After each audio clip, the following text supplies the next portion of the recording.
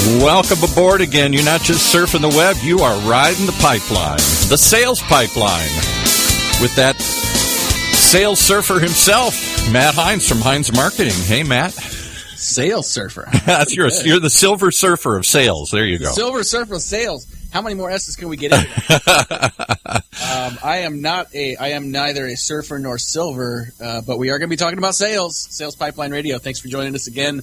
Having a lot of fun with this show. It is March, people. It is crazy. I feel like I was just watching the Rose Bowl parade, and it is March. If you are in sales, you are either 2 months down with 10 to go, or we're entering the stretch run of your Q1 and first quarter of the year. So either you're excited or terrified, or probably a little bit of both of those. Hey, you had an extra day in February. You can't complain. It's true, and it was a Monday, so there was one extra sales day in February. So yeah, so no excuses. But here we are. Can't believe how quickly this year's going by.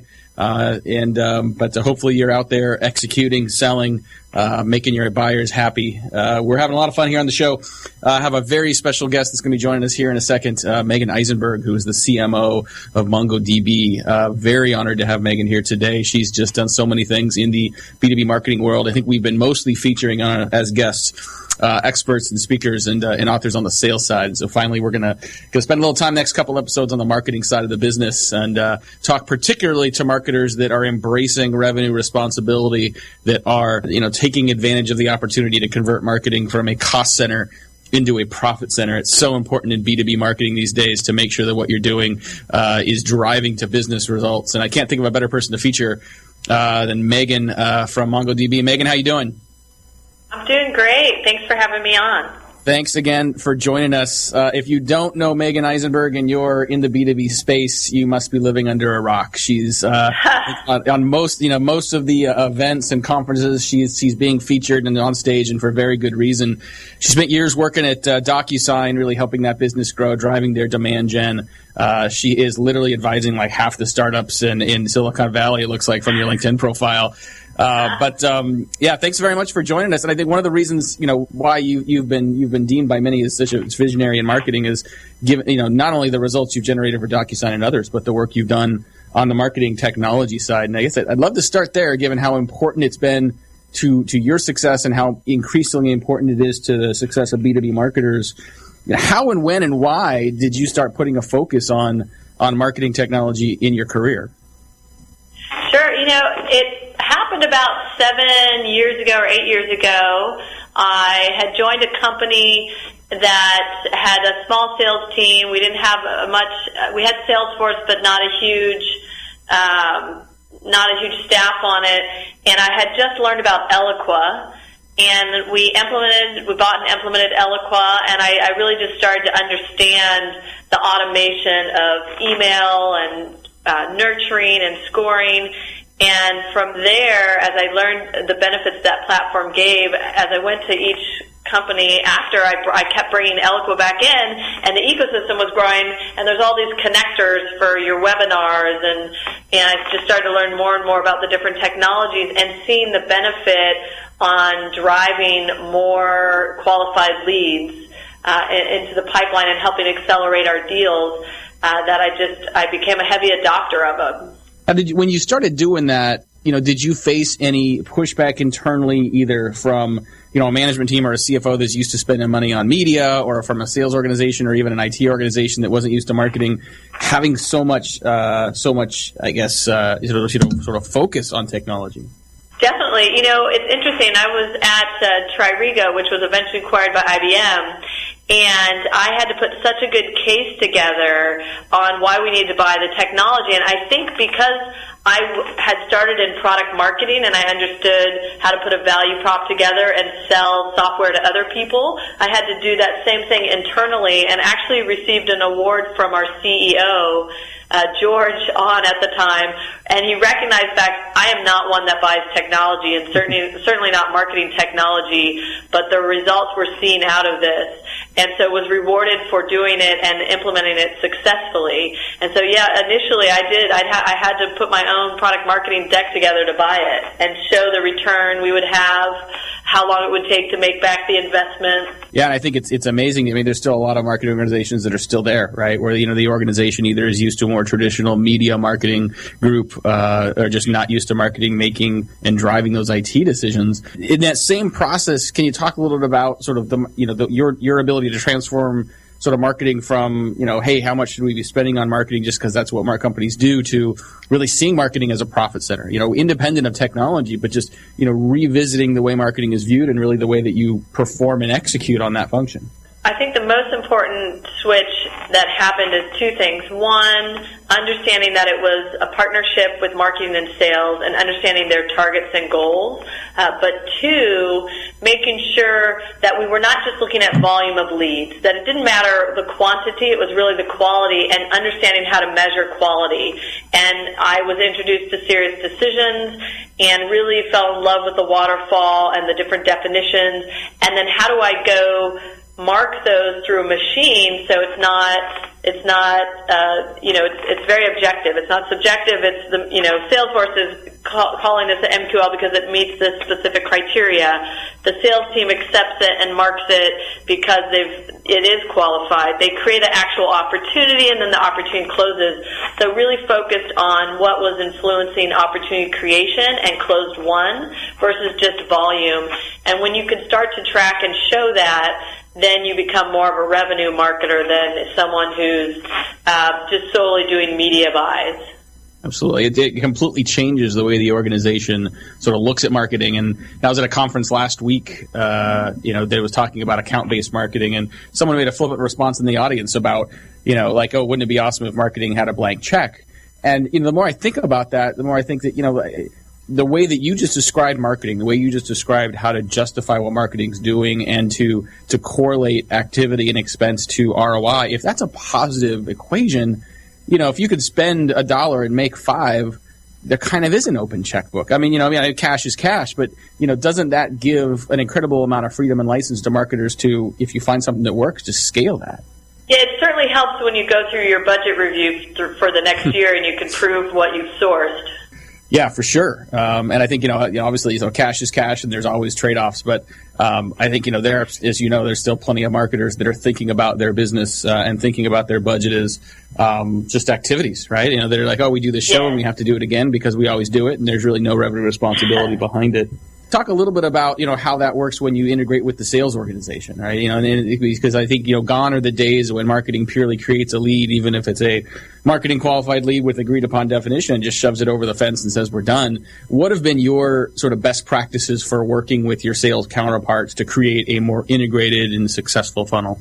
It's based on building the models together. So it's looking at their revenue targets, looking at the average deal size from the past year, the historicals, looking at the conversion rates at each of the stages, and backing into what does that look like if we want to hit these targets, and also putting the length of your sales cycle in there from a velocity standpoint to understand what do we have to deliver at the top, middle of funnel for them to make their targets. And then actually working with them, who do they want to talk to? Here at MongoDB, developers are doing awesome things with it, but the ones that are taking it into production are IT management and DB admins and operations. So, while we have a lot of developers, 10 million plus, working on MongoDB, the ones that sales really wants to talk to are the ones that have the budget and are managing it in production in these mission critical environments. And so it's truly understanding that definition and making sure we're delivering the people that are going to pay, not just the people using the open source software, but those that have a need to manage their MongoDB instance, secure it, and optimize it. Yeah, I can't imagine a whole lot of marketers or salespeople disagreeing with that definition, and I think it, strategically it makes a ton of sense. What I found in some cases is when the rubber meets the road and you end up delivering a smaller number of leads, right? When you end up generating leads that don't go to the sales team, when you're up into the right chart of lead volume, now all of a sudden gets a little more complicated. There's an executive team, there's board members, there's investors that don't always understand that. So what have been some of your best practices, or what have been some of your experiences, I guess, of, trying to communicate that more advanced vision of pipeline contribution from marketing beyond pure quantity of leads? Yeah, so I mean, if I just look at MongoDB, we send 18% of all leads that come in actually go in front of sales and are assigned to sales. So we only assign MQLs. How we show from the quantity standpoint is every dashboard that we're showing ties to influence on the opportunity and the deal closing. And we're agreed upon the process. We've got a technology in place called Full Circle CRM, which is, an agreed upon way of, attributing source and influence that we've, made a decision as an organization of marketing and sales. And so, how do I sell it? I'm very aligned with our CRO, Carlos. We have to partner. We agree where we see issues, we work together to solve them. And so it's very much a partnership. And if I didn't have that partnership, I don't think we would be successful, or I would be successful. So, and part of that is making sure I'm listening to what they need, making sure I'm showing them the results, and that I can back up what we're doing and why we made the decisions we made. And when we do something wrong, we have full disclosure. Hey, we messed up here. We're not going to do that again. Learn from it. Move on. When we come back from the break, I want to talk a little more about sort of your current MarTech stack, what you're doing, with across, to mention Full Circle, what you're doing with other tools, what you're prioritizing. Real quickly before we get there, one group we haven't talked a lot about is the IT team. I think the last time I saw you on stage at the Serious Decisions conference, I think it was when you were at DocuSign, and you were up there, I think, either with your CTO or someone from the ops side. How important is it to make sure that you're tied in and coordinated from the operations and IT side as well to make sure all this stuff hums well? Yeah, it's definitely our involvement with IT is mostly that we're following the security guidelines, that we're doing the right audits, that they pass a certain security threshold. Certainly, if it involves people logging in, making sure we have authentication and the sign-on process goes through our standard process. So it's partnering with them to bring that side of it, but we manage the stack. We have almost 20 technologies. We manage that within marketing systems and ops, but we make sure that we respectfully work with our IT team when it involves user management or change management, when it involves security or any integrations into major systems like Salesforce or Eloqua. Awesome. We are so blessed to have Meagen Eisenberg on the show with us today, CMO of MongoDB. She's literally a world traveler. She is incredibly busy and incredibly on demand, so happy to have a couple minutes with her. If you want to check out more of her stuff, she's on Twitter at @M_Eisenberg. Literally, you do a search on SlideShare and YouTube, and you're going to find a lot of stuff that she's talked about, a lot of her presentations and content. Good stuff. We'll be right back. This is Sales Pipeline Radio. Whether you're producing a seminar series, users conference, lunch and learn, or exhibiting at a trade show, Validar has a solution. From capturing leads at trade shows to managing on-site registration, tracking session attendance, gathering information, and providing sponsors lead retrieval, we have a full suite of solutions for you. Since 2005, Validar has been turning corporate events and trade shows into better business. Call 888-784-2929 or visit us at validar.com. When it comes to pioneers in their respective industries, we all know the Apples, Starbucks, and Trader Joe's of the world. In the realm of recruiting, Decision Toolbox is the industry's best-kept secret. With 90% of their business from referrals and repeat customers. For over 20 years, Decision Toolbox's U.S.-based team of recruiters, sourcers, professional writers, quality personnel, and tech support has perfected a Six Sigma approach to talent management. No matter the size of the project, Decision Toolbox delivers incredible results. A cost per hire less than half of what contingency firms charge, with the winning candidate presented in an average of 14 days, all with a 12-month candidate warranty. With results like that, Decision Toolbox won't be a secret for long. Visit us at www.dtoolbox.com for more information. All right, let's pick it back up with Matt and his guest. I'm not the Silver Surfer, anyone? I was going to put some surf joke in there, and I thought, no, this is too serious a conversation, so I can't do that. Yeah, we're way too serious. We get serious when we need to. Hey, Sales Pipeline Radio, thanks for joining us today. Excited to have Meagen Eisenberg here, CMO of MongoDB. If you want to hear this discussion again, if you want more of your team, if you want your executives to hear from Meagen directly, you'll be able to check out a replay of this show on salespipelineradio.com. We will have a transcript of this with highlights up on our blog shortly as well. But you can catch Meagen, you can catch some of our past guests, all the episodes of Sales Pipeline Radio available for streaming, salespipelineradio.com. Coming up in a couple weeks, our next episode, I am so excited. We've got Trish Bertuzzi coming. If you liked Jim Keenan, if you like someone who just tells it like it is, and will occasionally throw a little four-letter word in the conversation. I don't know if we have to. I don't know. This is internet radio, so I don't know if we have to the same kind of filters here as you do in the FAA. I don't want to get fined. Let it fly, Matt. Let it fly. All right, I'm not going to let it fly, but I can't promise Trish won't. So Trish Bertuzzi is the CEO of the Bridge Group, and she has just published. I'm holding it right now. She just published this book, The Sales Development Playbook, and if there is a Bible for inside sales, if there is a definitive guide for sales development teams and inside sales lead qualifying teams, this very well might be it. Just published a couple weeks ago. We're excited to have her on the next show.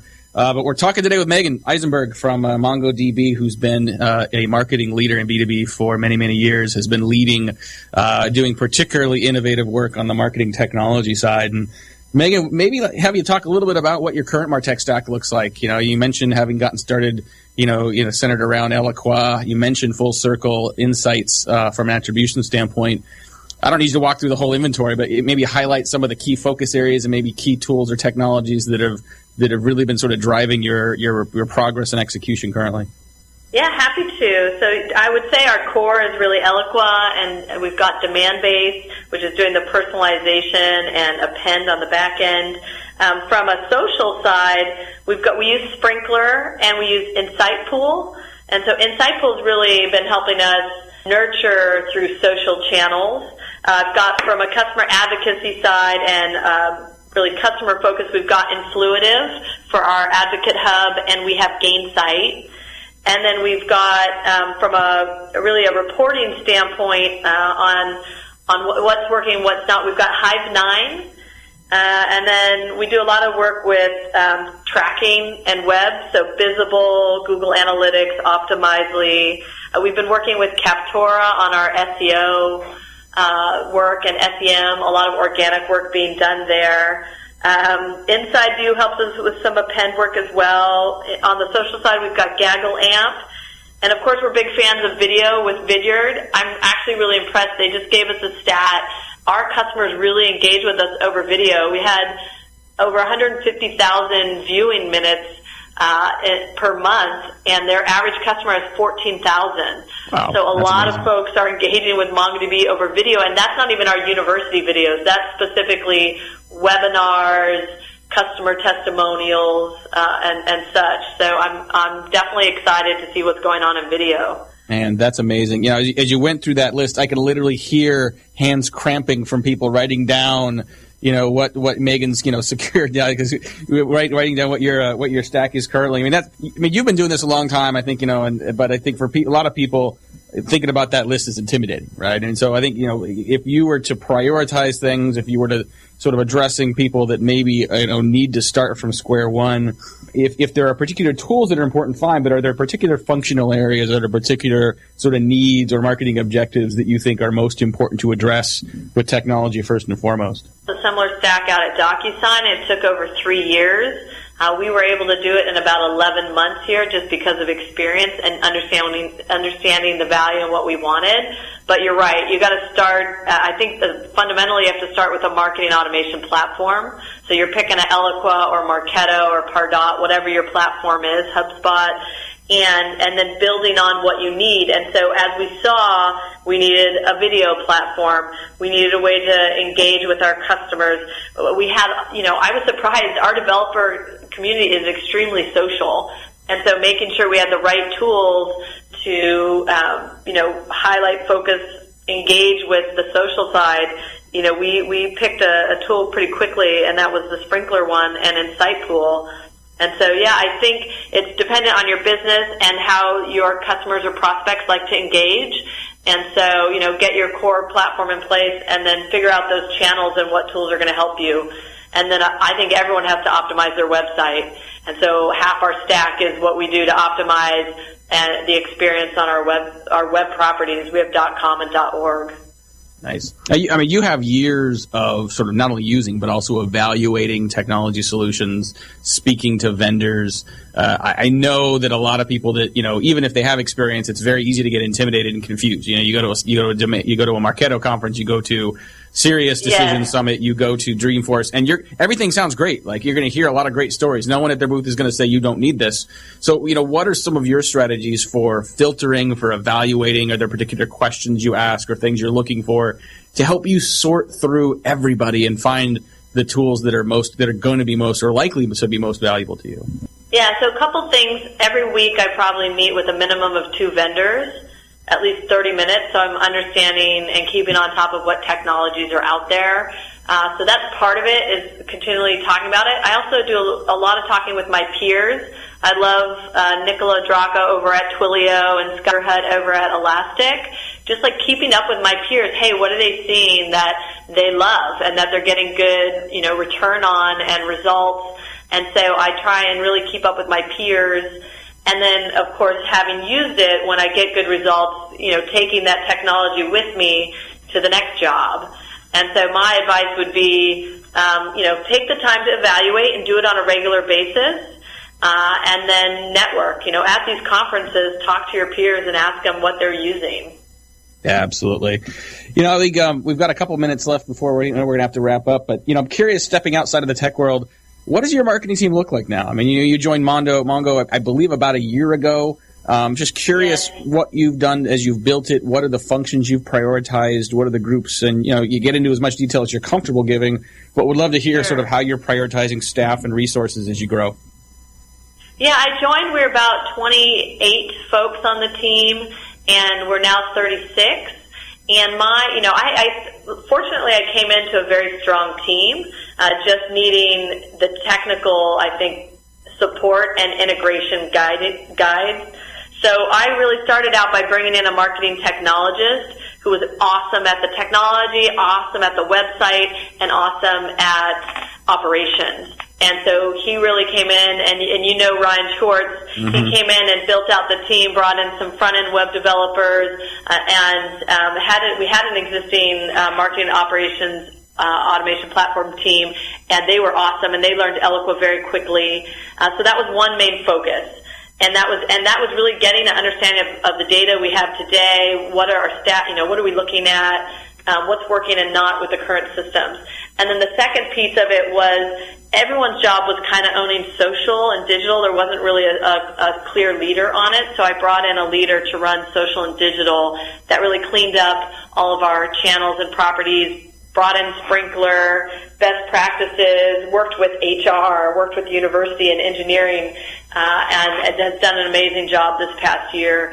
And then also beefed up our creative team, gave them more resources. Because I think as a marketer, the things that you need to be the best is you need to be able to have the systems and ops. You need the content, so your product marketing team, which I was fortunate enough to have, and then you need to be able to get it to market.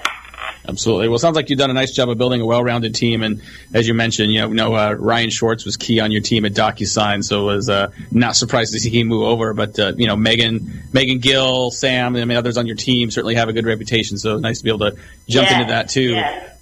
So where does this all go, right? I mean, I think, moving forward, what are some of the things that you see as trends that will continue to sort of hone how B2B marketers focus on any front? It can be technology, it can be on channels, it can be sort of on the sales integration side. Where do you think B2B marketers are going to increasingly need to lean in next to continue to be successful? I mean, for me, it's still content. When we looked at what was the number one thing influencing deals, it was our online collateral. So making sure we have a good content calendar, we're building out relevant technical information for our different audiences. So certainly that's important. I think social channels and mobile, still very important. Things that we can do to get through the noise. and however we can boost customers and what they're talking about and get them out there for that social proof and the peer-to-peer networking. Just like I find technology via my peers, I know people that are deciding to use MongoDB do the same thing. Awesome. I want to thank Meagen Eisenberg very much, CMO MongoDB, for joining us. Meagen, I know you're super busy, and I really, really appreciate you taking some time, some great insights and best practices here. Thanks, everyone, for joining us today. Sales Pipeline Radio. Join us again in a couple weeks on March 17th. We'll be back live at our new time, 11:30 Pacific, 2:30 Eastern. We've got Trish Bertuzzi, who is a longtime inside sales expert, recent author of the Sales Development Playbook.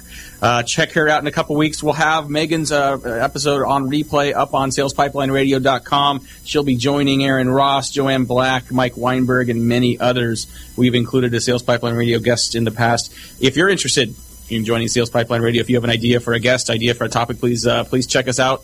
Let us know. salespipelineradio.com. Thanks very much. This has been apparently the Silver Surfer of Sales. See you next time. Yes, indeed. You've been surfing along with the Silver Surfer of Sales himself, Matt Hines from Hines Marketing, as we ride the waves of sales technology and sales ideas.